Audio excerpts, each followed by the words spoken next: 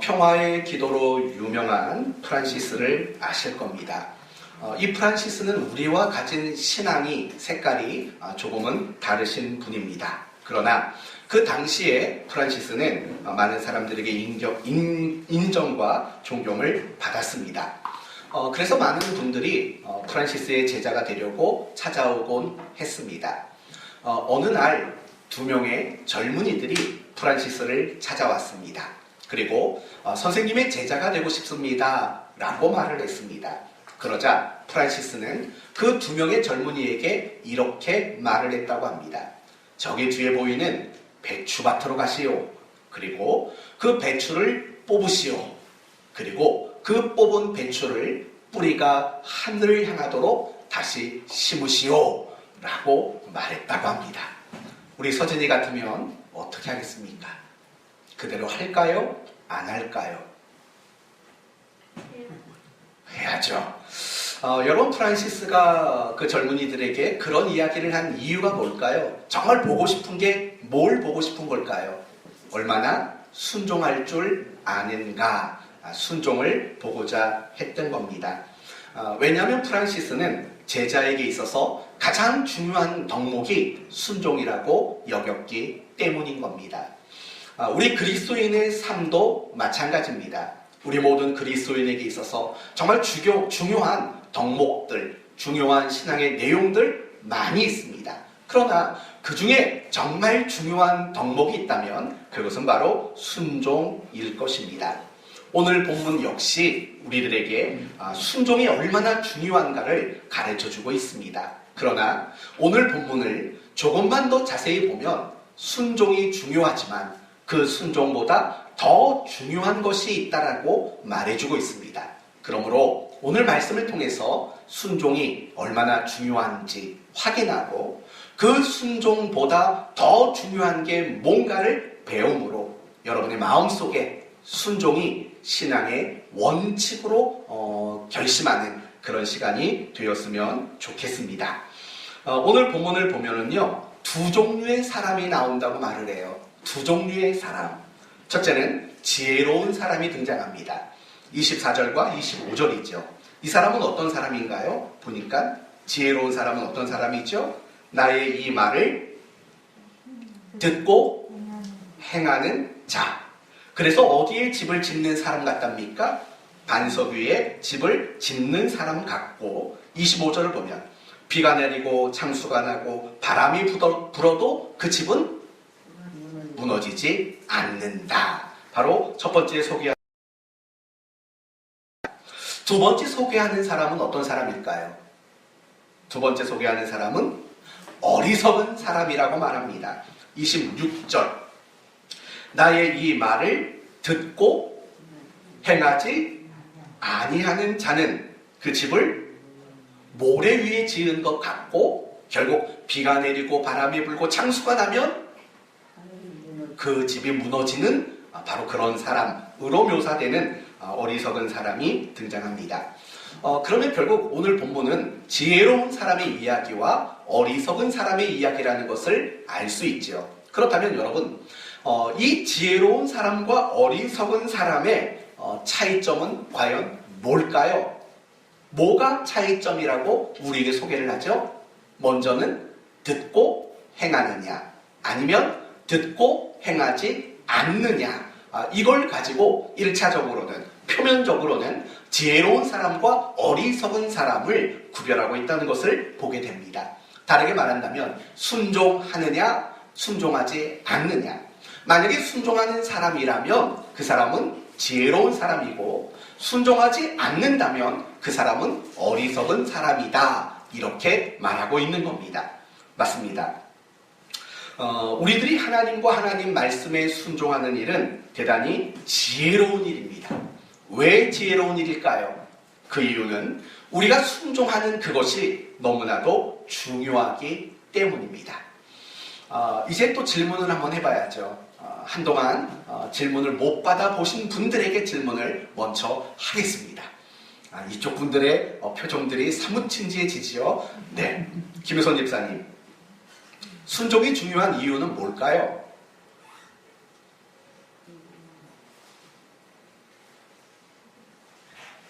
순종을 해야 복을 받는다는 얘기는 하지 마시고 하나님께서 순종을 해야 하나님께서 하나님의 계획을 이뤄가실 수가 있기 때문에 그것도 맞아요. 네. 저는 제발 이런 대답이 안 나왔으면 하는 바람이 있었어요. 순종하면 복 받잖아요. 뭐 이런 말이 안 나오기를 굉장히 기대했는데 역시 수준 높은 대답을 하셨어요. 순종하면 하나님의 계획이 이루어지는 것들을 보게 되니까 맞아요. 그것도 굉장히 훌륭한 대답입니다. 말씀을 준비하면서 순종이 왜 중요한가를 생각을 많이 해봤어요. 그런데 너무 많아요. 순종이 중요한 이유가 너무 많아요. 그래서 정말 간단하게 5가지만 얘기할게요. 많이 말하지 않아요. 딱 5개만 얘기할게요. 첫째, 순종이 중요한 이유는 우리에게 행복의 유무를 결정하기 때문이에요. 뭘 결정한다고요? 행복. 행복하느냐, 그렇지 못하느냐를 사실은 순종이 결정지어요. 아담과 하와를 보세요. 그 사람들의 행복과 불행은 무엇이 결정되었나요? 바로 순종의 유무로 그 모든 것들이 결정되었어요. 뿐만 아니라 사사시대에도 그들의 행복과 그들의 불행을 결정짓는 원인은 바로 순종이냐 불순종이냐의 문제였어요.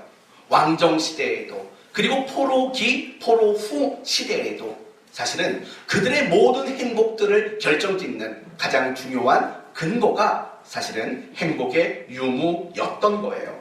오늘날도 마찬가지예요. 오늘날 그리스도인의 행복을 결정짓는 것은요, 단지 돈이 아니에요. 물질이 아니에요.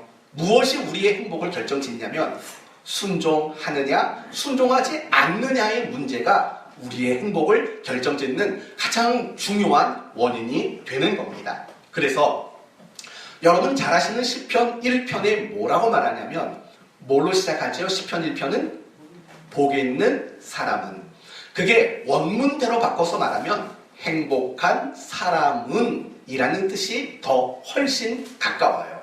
그러면 시편 1편이 말하는 행복한 사람은 어떤 사람이라고 말합니까? 그 다음에 나오는 얘기겠죠. 무슨 얘기가 나오죠? 악인의 꾀를 쫓지 아니하고 죄인의 길에 서지 아니하고 오만한 자의 자리에 앉지 아니하고. 여러분 여기까지는 뭐냐면 불순종을 말하는 거예요. 불순종하지 않는 것. 그러면서 2절로 넘어가면 나오는 말이 뭐죠? 여호와의 율법을 즐거워하여 그 율법을 주야로 묵상하는 자로다. 다르게 말하면 이건 순종을 이야기하는 거예요. 행복한 사람은 어떤 사람이냐? 모든 불순종을 거절하고 순종할 줄 아는 사람, 바로 그 사람이 행복한 사람이다. 이렇게 이야기를 하는 겁니다. 그렇기 때문에 우리의 행복을 결정짓는 가장 중요한 요인은 결국은 순종의 문제이기 때문에 순종은 중요합니다. 두 번째, 순종이 중요한 이유는 의무와 책임이기 때문에 중요한 겁니다. 마치 이런 것과 같습니다. 하나님이 이스라엘 백성들을 애굽 땅에서 구원해 내셨습니다. 그리고 그들을 어디로 이끄셨냐면 시내산으로 이끄셨습니다. 그리고 그 시내산에서 하나님은 이스라엘 백성들에게 뭘 줬습니까? 십계명, 율법을 주셨습니다. 그리고 그것을 지켜야 한다고 의무와 책임을 그들에게 맡기셨습니다. 마찬가지입니다. 우리 모두에게도 하나님 말씀에 순종하는 것 그 자체가 의무와 책임으로 맡겨졌기 때문인 겁니다. 그렇다면 왜 우리에게 순종이 의무와 책임일까요? 이유는 간단합니다. 내가 구원받은 것, 내가 하나님의 자녀가 되고 내가 그리스도인이 된 것, 그것이 내 스스로가 만들어낸 결과물이 아니기 때문인 거죠. 마치 이것과 같아요.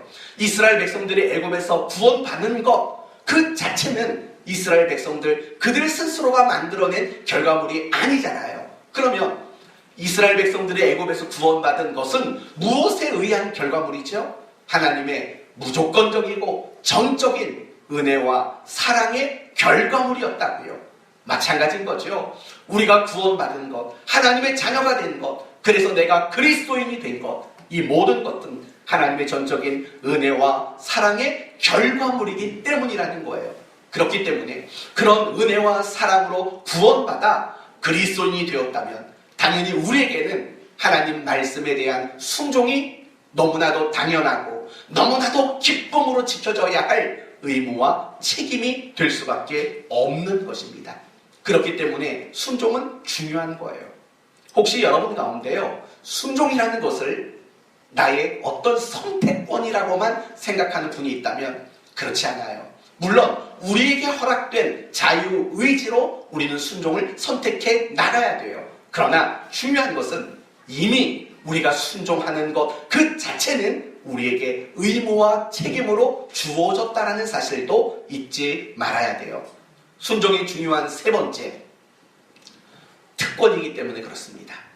우리가 하나님 말씀에 순종하는 것, 그것은 정말 놀라운 특권이기 때문인 거예요. 이 부분은 여러분에게 좀 확인하고 싶어요. 여러분, 내가 하나님 말씀에 순종하는 게 정말 특권이라고 생각되어지십니까? 어떤 이유로 말씀에 순종하는 게 특권이 될 수 있을까요? 어떠세요? 어떠세요? 이태규 집사님, 순종이 특권이라고 여겨지시나요? 네. 왜요? 그 메시지를 받을 수 있는 특권이 저한테 있지 않나요? 순종해야 될 어떤 명령과 규례를 내가 받았다라는 것 자체. 네. 그쵸? 훌륭한 대답입니다. 열심히 신앙생활 하시나 봐요. 네, 맞아요. 우리가 순종 자체가 특권인 이유는 뭐냐면 아무에게나 또는 모든 사람에게 요구되어지는 사항이 아니기 때문에 그래요. 하나님이 하나님 말씀에 순종하라. 이건 이방인에게 명령하는 게 아니에요. 불신자들에게 명령하는 게 아니라고요. 믿는 자, 하나님 백성 된 자, 구원받은 자, 그리스도인에게만 요구되는 사항이라고요. 그렇다면 왜 하나님은 순종이라는 걸 우리에게 요구하실까요? 이유는 간단해요. 하나님의 백성이 아닌 사람들은 순종할 수 없기 때문에 그래요. 순종할 수 있는 가능성이 없고 희망이 없어요. 그러나 우리는 달라요. 우리는 하나님 말씀 앞에 순종할 수 있는 사람이 되었어요. 왜요?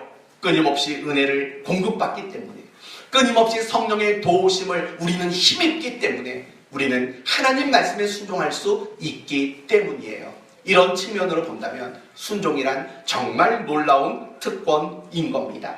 더 나아가서 순종이 중요한 이유는 순종을 통해서만 하나님을 닮아낼 수 있기 때문에 그래요. 성도 여러분, 성경이 뭐라고 생각하십니까? 성경이 뭐라고 생각하시지요? 네이미, 성경이 뭐죠? 성경이 아니에요. 이제 뭐 해보겠다는 얘기인데. 아니 성경이 너 끝나고 남어. 문 집사님, 매주 나오니까 안 시킬 줄 알았죠? 성경이란? 하나님의 말씀. 그럼 하나님의 말씀은 뭐죠?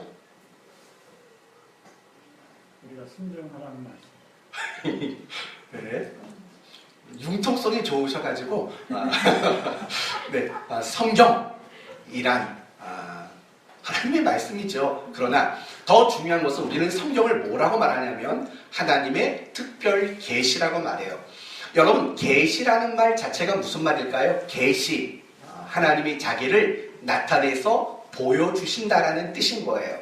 여러분, 성경은 어떻게 기록되었나요? 김민아 집사님, 성경은 어떻게 기록되었죠? 성령의 감동으로 기록됐다고요. 그럼 그 뜻이 뭔데요?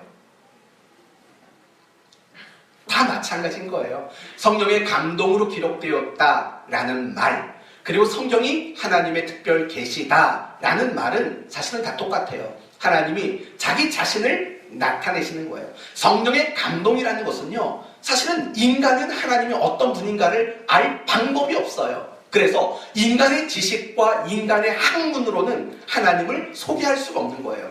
그래서 성령의 감동이 아니고는 하나님에 대한 어떤 이야기들을 써내려갈 수 있는 방법이 없는 거예요. 그래서 인간을 통해서 하나님이 성경을 쓰실 때에는 반드시 성령의 감동, 하나님이신 그분에 의해서 하나님 스스로를 나타내 주시는 것, 그게 바로 성경인 거죠.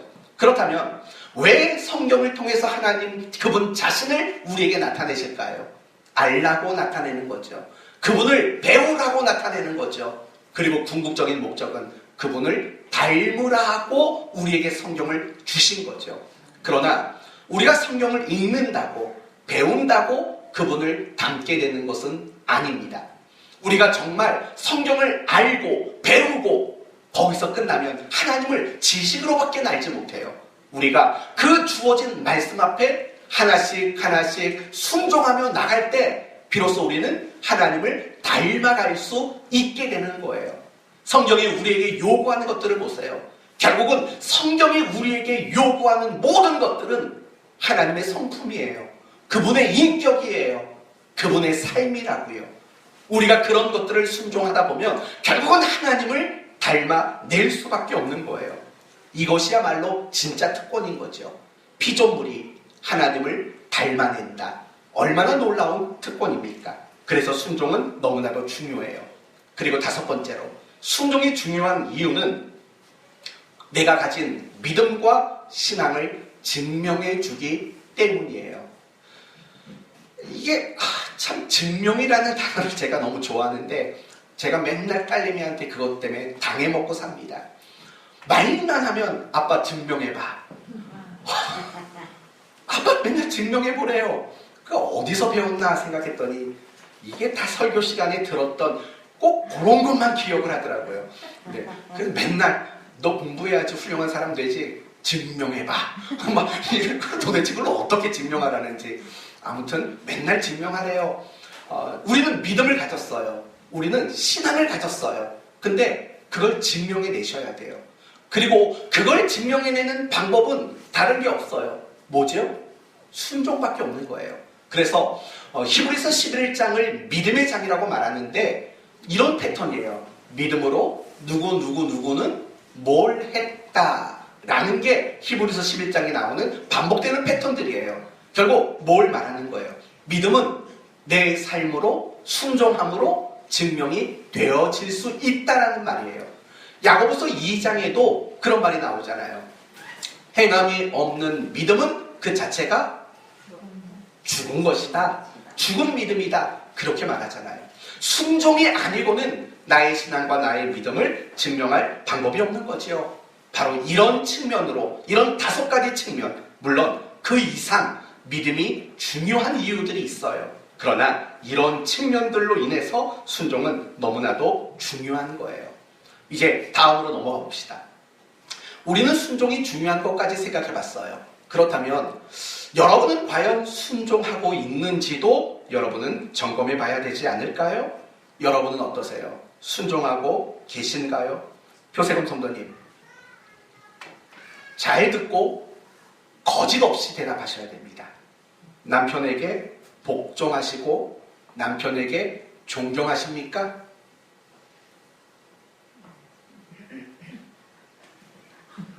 네? 아, 그래요? 임승철 목사님, 아내를 사랑하십니까? 네. 사모님이 환하게 웃고 계세요. 오랜만에 들어보셨나봐요, 그 말을. 그러면 또 서진이, 부모를 공경하고 있습니까? 네. 아, 공격이라고 들었어요? 공경이라고 들었어요? 경이죠. 혹시 부모를 공격하고 있지는 않는가? 부모를 공경한다고 대답했습니다. 누구한테 또 물어봐야 될까요? 서진이 아빠, 자녀를 노엽게 하지 말고 주의 교훈과 훈계로 양육하고 계십니까? 하늘의 상이 큽니다. 너무 정직했습니다. 네, 뭐 그런 것들이에요.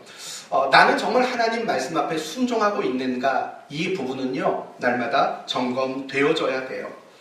사실은 순종이라는 것 자체가 쉽게 느껴지지는 않아요. 이유가 여러 가지 이유가 있어요. 제가 두 번째 여러분과 나누고 싶은 이야기는 바로 이 부분이에요. 분명히 순종이 중요하고 그래서 우리는 순종해야만 해요. 그런데 그게 어렵게 느껴지는 이유가 뭔가 이걸 생각해 보면 내가 순종할 수 있는 방법들을 찾아갈 수 있게 될 거예요. 첫 번째, 죄성이 있기 때문이죠. 뭐가 있다고요? 죄성. 죄성이 있기 때문이에요. 여러분, 죄성이란 뭘까요? 단지 우리는 이렇게만 생각해요. 죄성이란 죄를 지으려고 하는 본성이라고 생각해요. 물론 그것도 맞는 말이에요. 그러나 우리가 성경이라는 관점에서 죄성이 뭐냐라고 묻는다면 이렇게 말해야 더 정확한 말이 돼요. 자기 소견에 옳은 대로 살고자 하는 욕심. 다시 말하면 내가 원하는 대로 또는 내가 좋아하는 대로 내 마음대로 살고 싶어하는 그 근거, 욕심, 그런 것들이 엄밀히 말하면 죄성인 거예요. 사실 우리는 신앙을 가졌다고 말하지만 이런 죄성을 가지고 살 때가 많아요. 자기 소견에 옳은 대로. 하나님의 말씀이 기준과 표준과 원칙이 되지 않고 항상 자기 소견에 옳은 대로, 내 생각대로, 내 기분대로, 내 감정대로, 내가 원하는 대로, 내가 하고 싶은 대로 그렇게 살아가는 순간들이 적지 않다고요. 결국 그게 뭐냐면 그게 바로 죄성이라는 거예요. 이러한 죄성이요, 사실은 우리로 하여금 사실은 하나님께 순종하지 못하도록 만들어요. 당연한 거겠죠. 내가 하고 싶은 게 있는데, 내가 살고 싶은 방법이 있는데 자꾸 하나님이 다른 걸 이야기하니까 우리는 어려움을 느낄 수밖에 없어요. 두 번째로, 우리가 순종이 어려운 이유는요, 하나님이 우리에게 요구하는 것들이 세상 사람들의 삶의 방식과는 다른 경우가 많기 때문이에요. 예를 들면 이렇게 설명해 볼게요. 세상 사람들은 마음에 안 들면 그냥 대놓고 미워해요. 그렇죠? 원수는 미워한다고요. 그러나 하나님은 우리에게 뭘 요구하시냐면 원수를 사랑하라. 이렇게 성경은 우리에게 하나님은 요구하신다고요. 세상은 원수를 미워해도 괜찮아요. 그러나 하나님은 원수를 사랑하라고 요구해요. 또 세상 사람들은 언젠간 반드시 복수를 생각한다고요. 그러나 성경은 우리에게 복수하지 말라고 말해요. 도리어 그 사람을 향해 사랑으로 대접하라고 성경은 늘 이야기하고 있는 거예요. 세상 사람들은 이런 목적을 가지고 자식을 키워요. 좋은 학교, 좋은 직장, 그래서 세상에서 남부러울 것이 없도록 살아가도록 그걸 목적으로 자식을 키운다고요. 그러나 하나님을 믿는 우리들은 우리에게 주어진 부모의 책임은 뭐냐면 하나님의 말씀으로 자식을 양육해서 하나님의 사람으로 제자 삼는 거, 그게 부모에게 주어진 가장 큰 책임이잖아요. 그러니까 이게 갈등이 될 수밖에 없어요. 주일이면 뭐 세상에 안 믿는 친구들은 학원에 가고 뭐 하고 뭐 하지만 우리는 아이 멱살이라도 끌고 교회 가야 되잖아요. 그렇죠?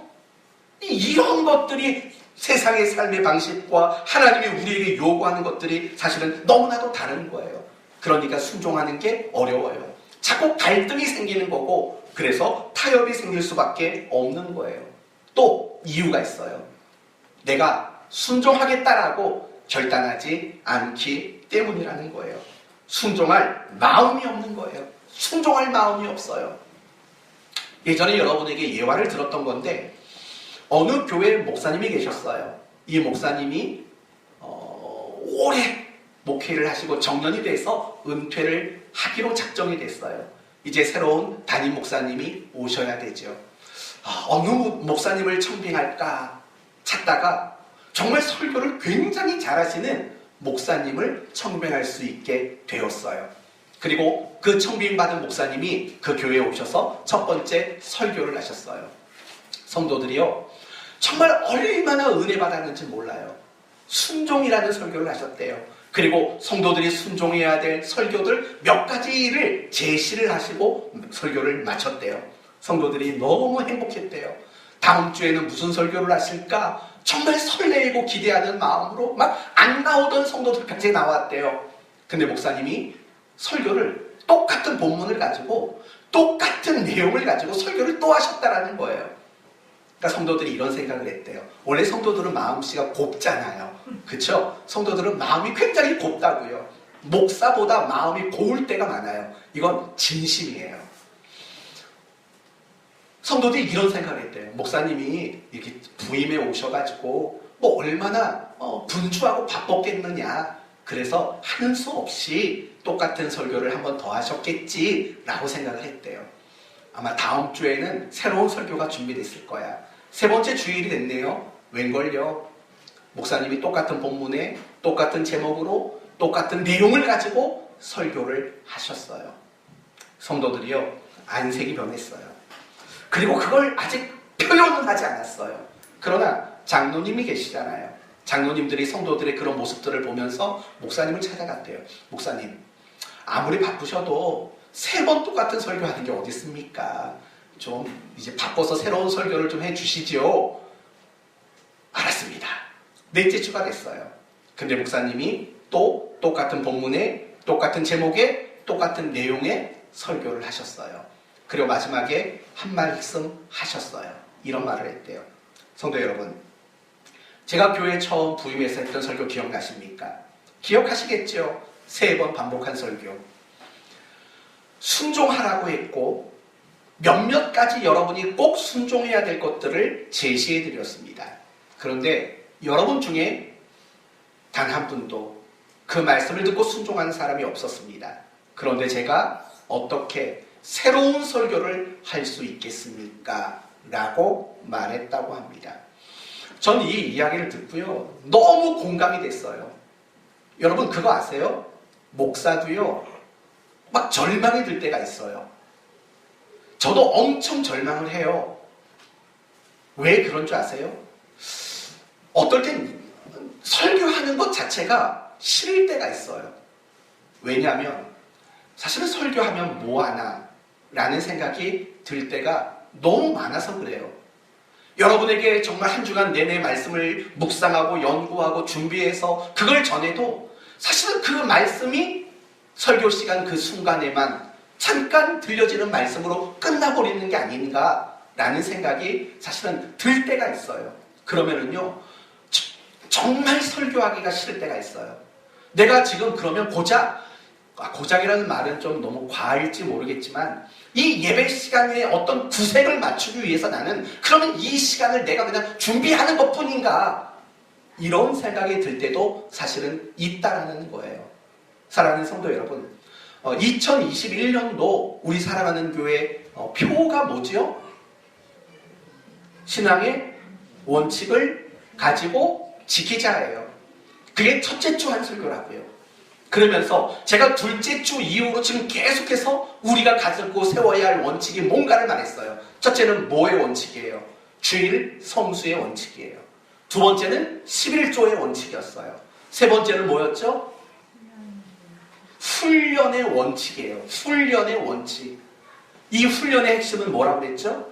무슨 일이 있든지 매 순간순간마다 하나님 뜻은 뭔가, 이걸 고민하는 게 훈련되게 만드는 거라고 했어요. 그리고 지난주에 했던 4번째 원칙은 뭐였죠? 동역의 원칙이에요. 항상 어떤 일을 하든지 이 교회가 계획하고 하는 모든 일들에 함께 하자. 하나님은 동역으로 일하시는 분이시다 라고 말씀을 드렸다고요. 그리고 우리가 동역으로 일해야 하는 이유는 그래야만 우리 모두가 하나님의 일하심을 경험할 수 있기 때문이다 라고 말했다고요. 이 원칙들을 지금 여러분은 원칙으로 삼고 그 원칙을 지켜가고 있으십니까? 저는 솔직히 지난 수요일 날 엄청 기대했어요. 내가 지난주에 함께 동역하자, 예배에도 함께 모이고 기도하는 데도 함께 모이고 라고 말했을 때 내심 기대했다고요. 누구라도 말씀을 들었으니까 오시겠지. 역시나 한 분만 오셔서 예배를 드렸다고요. 물론 억지로 다 오라는 말은 아니에요. 그런 것들이 중요한 거예요. 함께 동역하자. 그러면 적어도 함께 동역하려고 하는 그런 순종의 모습들이 분명히 필요하다라는 거예요. 성도 여러분, 우리가 하나님 말씀에 순종하지 못하는 이유, 사실은 바로 그런 부분들인 거예요. 순종하겠다라는 마음을, 결단을 하지 않는 거예요. 항상 그게 중요해요. 말씀을 듣기만 하고 말씀을 마음에 새기기만 한다고요. 내가 그 말씀대로 살겠다라고 다짐하고 결단하는 일들이 우리에게 너무나도 많이 부족하다라는 거죠. 결국 이런 거죠. 마태복음 11장 17절에 보면 이런 말씀이 나와요. 우리가 너희를 향하여 피리를 불어도 너희가 춤을 추지 아니하고 우리가 슬피 울어도 너희가 가슴을 치지 아니하는도다. 예수님이 하신 말씀이에요. 세례 요한이 와서 회개하라고 말해도 회개하지 않고, 내가 너희들에게 천국의 기쁨을 누리라고 말해도 너희들은 거절하고 외면하는구나 라고 하는 이야기라고요. 한마디로 말하면 뭐냐면, 너희는 반응하지 않는구나. 너희는 그 말씀대로 따라 보려는 마음조차 없구나 라고 예수님이 그들을 꾸중하고 있는 내용인 거예요. 그러니까 성도 여러분, 여러분이 정말로 순종하는 사람이 되기를 원하신다면요, 이것부터 하셔야 돼요. 결심이라는 거. 내가 이번 주에 그 말씀대로 해보겠다라는 결심, 이걸 놓치면 안 돼요. 그리고 우리가 순종이 어려운 가장 큰 이유는 결국 이런 거예요. 하나님을 신뢰하지 못하기 때문인 거죠. 여러분, 순종이란 우리의 이성, 우리의 상식, 우리의 이해의 영역이 아니라는 걸 아셔야 돼요. 순종이란 바로 신뢰의 영역에 해당되는 거예요. 예를 들어 봅시다. 어느 날 천사가 나타나서 마리아에게 뭐라고 말했죠? 너가 잉태될 것이다. 네가 구주를 낳을 것이다 라고 말을 했다고요. 여러분 같으면 그게 받아들이기가 쉬운 문제겠어요? 아니라고요. 그러나 이 마리아는 그걸 받아들였다고요. 순종했다고요. 왜냐하면 신뢰 때문인 거예요. 하나님에 대한 신뢰가 순종을 하도록 만들었다라는 거예요. 10명의 문둥병자에게 예수님은 이렇게 말했어요. 가서 네 몸을 제사장에게 보여라. 아니, 나 지금 낫지도 않았어요. 근데 제사장에게 가서 보이래요. 순종했어요. 어떻게 가능했을까요? 예수님을 신뢰했기 때문인 거죠. 바울의 경우도 생각해봐요. 1차 전도 여행을 마치고 나서 2차 전도 여행을 계획했다고요. 바울이 처음에 계획했던 2차 전도 여행의 목적지는 이미 1차 여행 때 다녀왔던 그곳을 한 번 더 가는 것이 목적이었어요. 그런데 뜬금없이 환상을 보여주셔요, 하나님이. 그래서 어디로 가라고 말씀하시나요? 유럽으로 가라고 말씀하신다고요. 마게도냐로 가라고 말씀하셔요. 하루아침에 바울은 자기가 가지고 있었던 계획과 기도로 준비했던 모든 것들이 허사가 되는 순간이 왔다고요. 아무것도 준비되지 않았는데 마게도냐로 가야 될 지경이에요. 근데 순종했다고요. 어떻게 순종할 수 있었을까요? 그건 하나님을 신뢰했기 때문에 가능했던 일이라는 거예요. 우리가 순종이 안 되는 이유는 결국 이거예요. 내가 이 말씀대로 사는 것 그 자체를 이성으로 생각해요. 그리고 상식으로 생각하고 이해하려고 생각을 한다는 거예요. 그러니까 결국 뭐가 나타나냐면, 내가 순종을 하면 이만큼 손해가 있을 텐데, 내가 순종을 하면 이만큼 어떤 어려움이 있을 텐데 라는 결과가 예측이 되는 거죠. 그러니까 순종이 어려운 거예요. 성도 여러분, 여러분이 정말 하나님 말씀에 순종하기를 원하신다면 다른 것보다도 내가 하나님을 전적으로 의지하고 신뢰하는 것이 필요하다라는 거예요. 그러면 내가 지금까지 순종하지 못했던 그 순종을 이룰 수 있게 되는 거예요. 사랑하는 성도 여러분, 여러분이 순종하는 사람이 되기를 원하신다면 결심하세요. 그리고 그 결심이 서지 않는다면 여러분이 하나님을 더 많이 묵상하시면서 그 하나님을 더 신뢰하는 여러분이 되셔야 돼요. 하나님을 신뢰하기만 한다면 여러분은 얼마든지 순종할 수 있기 때문인 거예요. 이제 마지막으로 가장 중요한 이야기를 하고 마치려고 합니다. 제가 지금까지 여러분에게 나누었던 이야기는 여기까지예요. 순종이 중요하다. 그런데 순종이 안 되는 이유는 뭐냐? 그리고 순종하려면 결심이 필요하고 하나님을 신뢰함이 필요하다. 여기까지 설교를 했습니다. 이제 마지막 단계는 이겁니다. 우리가 순종하는 거 너무 잘하는 거고 너무 중요하고 필요한 일이에요. 그러나 내가 순종하는 것 그것보다도 사실은 더 중요한 게 있다라는 점을 생각해 보려고 합니다. 순종보다 더 중요한 게 있습니다. 다시 오늘 본문을 볼까요? 25절을 보시면 비가 내리고 창수가 나고 바람이 불어 그 집에 부딪히되 무너지지 아니하나니 이는 주추를 반석 위에 놓은 까닭이라.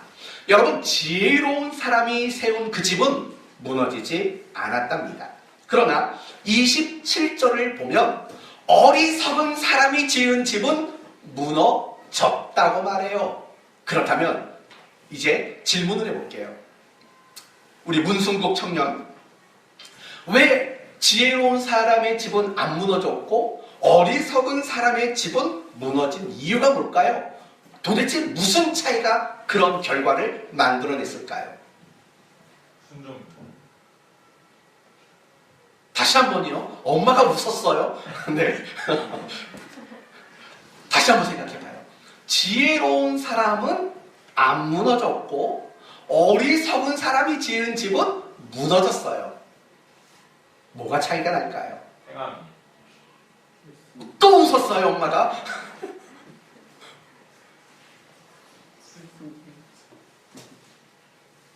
집이라는 건물의 차이일까요? 아니면 집이 세워진 기초의 차이일까요? 무슨 차이일까요? 기반. 기초의 차이죠. 여러분, 집이 무너진 그 집의 기초는 뭐였죠? 모래였어요. 그러나 무너지지 않은 집의 기초는 뭐였죠? 반석이에요. 그것을 오늘 본문은 가장 강조하고 있는 거예요. 사실은 오늘 본문은요, 집을 잘 지었냐, 뭘로 지었냐, 어떻게 지었냐, 이게 중요한 건 아니에요. 오늘 본문에 있어서 제일 중요한 거는 그 집이 어디 위에 지어졌느냐가 중요한 거예요. 그래서 오늘 본문은 신실하다, 게으르다 이런 말 하는 게 아니라 지혜롭다, 어리석다라는 말이 나오는 이유가 바로 이 기초의 문제를 강조하기 위함이라는 거예요. 그러면 사실은 승국이가 아까 말한 말이 맞아요. 순종이라고 대답했어요. 오늘 본문을 보면 집을 지은 사람들의 이야기예요. 결국 집을 짓는다라는 말은 순종을 말하는 거고 신앙의 행위를 말하는 게 맞아요. 예배를 드린다, 성경을 읽는다, 기도를 한다, 구제를 한다, 봉사를 한다, 뭘 한다. 그렇다면 반석 또는 모래라는 기초는 도대체 뭘까요? 집은 행위고 순종이에요. 그러면 반석과 모래라는 기초는 뭘 의미하는 걸까요? 바로 이런 거죠. 우리가 순종하는 그 이유와 목적이 무엇이냐? 그게 결국에는 기초라는 거예요. 이걸 더 쉽게 말하면 이런 말이에요. 모래 위에 집을 지었다는 말은요, 신앙생활을 안 했다는 말이 아니에요. 어떤 순종이나 어떤 행위가 없다는 말이 아니에요. 모래 위에 집을 지었다라는 말의 뜻은요, 내가 순종하는 그 이유, 그 목적이 잘못됐다라는 뜻이에요.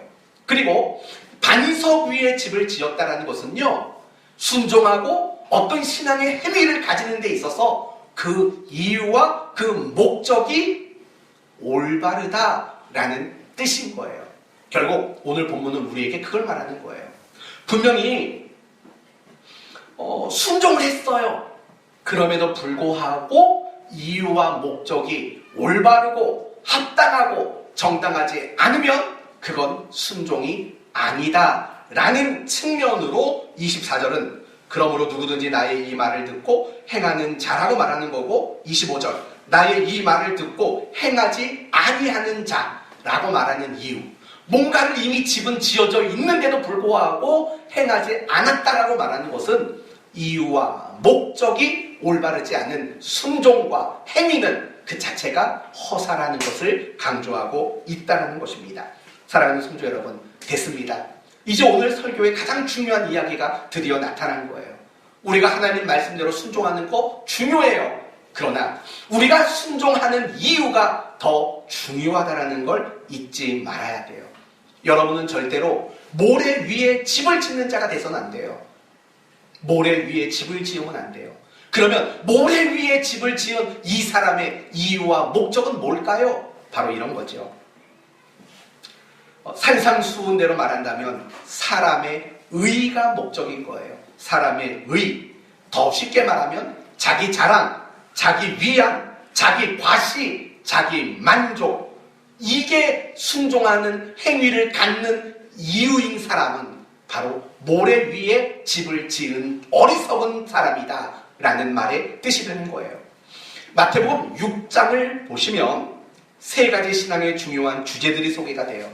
구제, 기도, 금식. 그들이 그걸 했다고 말하면서 주님은 그들의 잘못을 지적한다고요. 그들이 누구냐면 바리새인과 서기관들을 염두하고 있는 말이에요. 그렇다면 예수님이 바리새인과 서기관들을 꾸중하는 이유가 뭘까요? 순종이 없었기 때문일까요? 그건 아니에요. 그러면 그들이 신앙의 행위와 열심이 없었기 때문일까요? 그거 역시 아니에요. 그러면 도대체 뭐예요?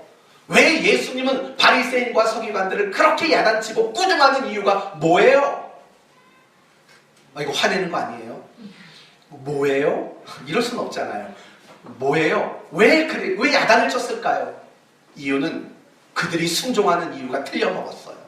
그들이 신앙에 열심을 내는 이유가 잘못됐어요. 왜 잘못됐다고요? 자기 의의를 만들기 위해서요.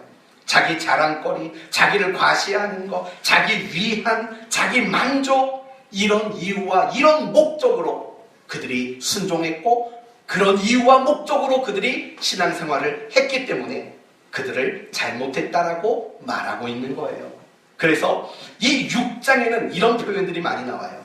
사람에게 영광을 받으려고, 사람에게 보이려고, 사람에게 나타내려고, 이런 표현들이 계속 등장하는 게 결국 자기 의가 이유이고 목적이었던 사람들이라는 거예요. 여러분, 그러니까 결국 이 사람들은 순종도 했고 열심도 있었어요. 그러나 그들의 기초는 뭐였어요? 모래였어요. 다시 말하면 그들의 기초는 자기 자신이었어요. 왜요? 자기 의가 이유고 목적이었으니까. 자기 만족과 자기 행복이 목적이었으니까. 그들이 집을 지은, 신앙의 집을 짓고 순종이라는 집을 지은 그 기초는 자기 자신이에요. 모래 같은 자기 자신이라고요. 그러니까 그들은 고난의 비가 내리고 염려의 바람이 불고 절망의 창수가 나면 한순간에 흔들리고 무너질 수밖에 없어요.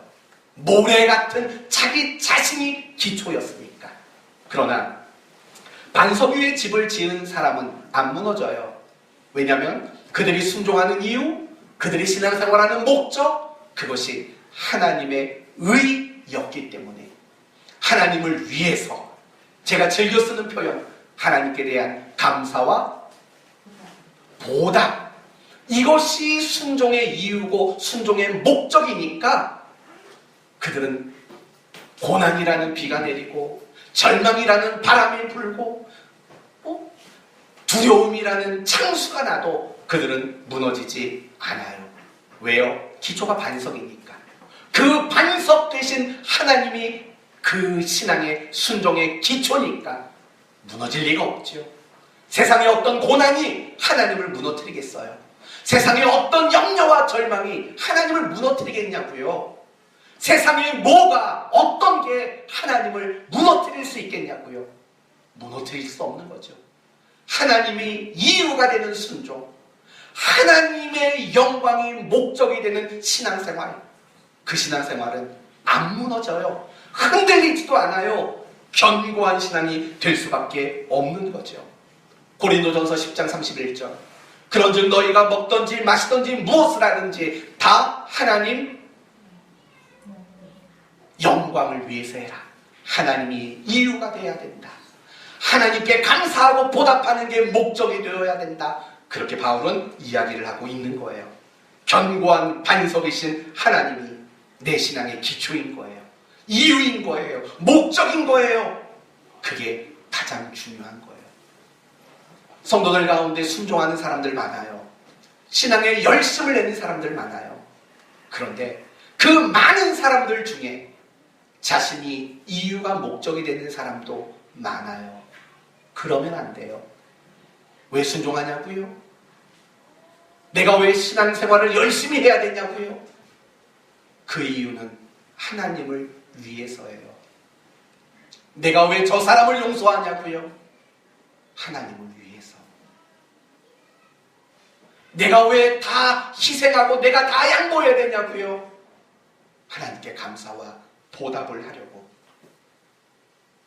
이런 이유, 이런 목적을 가지는 것, 그게 순종하는 것보다, 신앙의 열심을 가지는 것보다 훨씬 더 중요한 것이라고 오늘 본문은 말하고 있는 거예요. 오늘 본문 윗부분에 보시면 주님이 어떤 사람들을 얼마나 야단을 치는지 몰라요. 나더러 주여 주여 하는 자마다 천국 갈 거 아니다.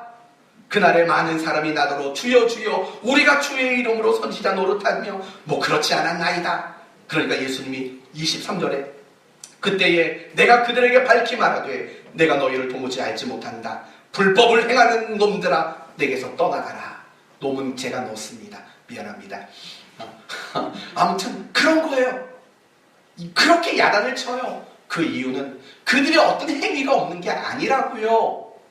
순종도 있고 행위도 있어요. 근데 이유가 다 자기 자신이에요. 그러니까 그건 불법이라고 말하는 거예요. 아, 난 오늘 순종했어요. 난 오늘 신앙생활 잘했어요. 혹시 당신의 그 생각이 불법은 아니에요? 혹시 착각은 아니에요? 점검하셔야 돼요. 난 왜 그걸 했는가? 나는 왜 그렇게 신앙생활을 열심히 하는가? 그게 나라는 이유와 목적이라면 여러분은 불법을 저지르고 있는 거예요. 어쩌면 주님은 모르겠는데 누구 이러실지 모르겠죠. 그렇죠? 그러지 마세요.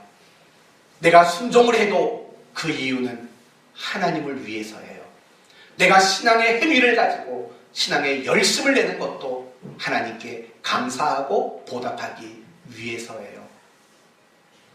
내용이 드럼 외쳐요.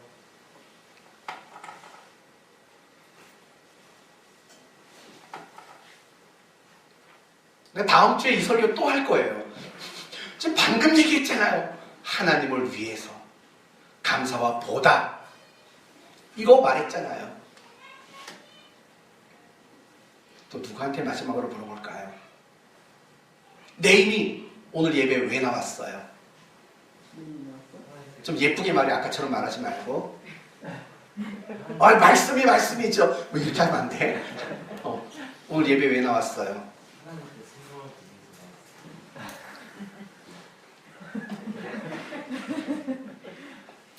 은하야, 너밖에 없다. 오늘 예배 왜 드려요? 박수 한번 쳐주세요. 하여튼 셋 중에 제일 낫다니까요. 이 45분, 50분 설교를 했는데 왜 아직도 딴 얘기를 하고 있으니 하나님이 이유가 되는 순종, 하나님이 목적이 되는 신앙생활, 그게 반석유의 집을 지은 지혜로운 사람인 겁니다. 말씀을 마치겠습니다. 하나님은 순종을 우리에게 원하세요. 제발 순종하며 사세요. 그러나 내가 순종하는 것보다 더 중요한 것이 있어요. 하나님을 위해 순종해야 돼요. 하나님께 대하여 감사와 보답이라는 목적으로 우리는 순종하는 삶을 살아야 돼요. 그걸 위해 우리 모두는 하나님께 부름을 받았기 때문이에요. 하나님이 이유가 되고 감사와 보답이 목적이 되는 이런 신앙생활하는 여러분이 된다면 세상이 어떻게 나를 괴롭혀도 흔들리지 않고 견고한 반석 위에 집을 지은 지혜로운 여러분이 될 줄로 믿습니다. 순종하는, 그리고 더 무엇보다 순종의 이유와 목적이 올바른 여러분 되시기를 예수님의 이름으로 축원드립니다. 아멘. 기도합시다. 하나님, 순종이 얼마나 중요한지 배웠습니다. 오늘 이 말씀을 듣고 또 흘려버리지 않게 하시어 순종의 자리로 나아가는 우리가 되게 해 주시옵소서. 그러나 내가 순종하고 내가 신앙생활 열심히 하는 것보다 더 중요한 게 있습니다. 그런 이유와 목적이 무엇인가가 훨씬 더 중요합니다. 이유와 목적이 잘못되면 순종이 아니고 열심히 아닌 게 됩니다. 하나님을 위함이 이유가 되게 하시고 그 하나님께 감사하고 보답하고자 하는 것이 나의 목적이 되게 하여 주옵소서. 그래서 우리 사랑하는 교회 성도들 모두가 모래 위에 집을 짓는 어리석은 자가 되지 말고 반석 위에 집을 짓는 지혜로운 성도들이 되게 해 주옵소서. 예수님의 이름으로 기도 올리옵나이다.